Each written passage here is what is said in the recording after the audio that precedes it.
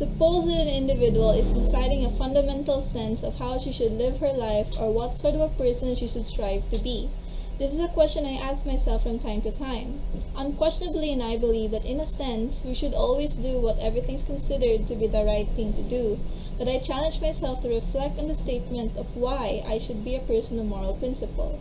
In other words, what do we make of situation in which morality tells you to do one thing and self-interest tells you to do something different? Many people are psychologically inclined to elevate their own self-interest above all else, including morality. This is a form of egoism, but surely there's more to rationality than calculations of naked self-interest.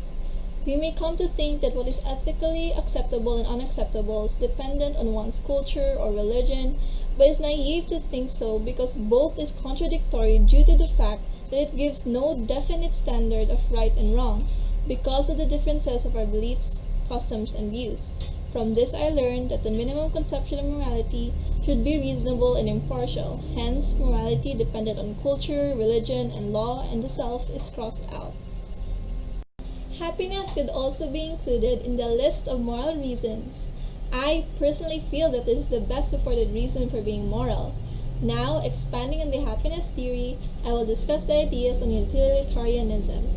This theory is explained that the right thing to do is the action that brings about the increased pleasure for the most number of people, in which we are also judged on the quality and the kind of pleasures that we aim that makes us truly human. This is where the context of humanity begins to unravel. As humans, we have the ability to rationally think of what is good for us. I am explaining to you now on the second theory, in which is the natural law theory, wherein we have this intuitive desire to seek for things that are good, and this is presented to us as the 7 inclinations.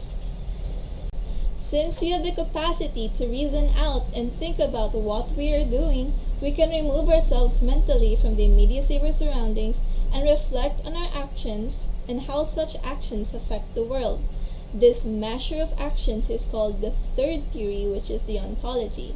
And the more we think about it, we tend to do such actions and pursuits in life, and that each of these actions correspondingly brings different aims. This functions or activity of reasons to pursue such actions build character, which defines us as human beings, and this is called virtue ethics theory. I learned then that the ultimate good that man aims to pursue is eudaimonia, or happiness. In conclusion, morality is important for me because it makes life more livable, and also in this way I could achieve happiness.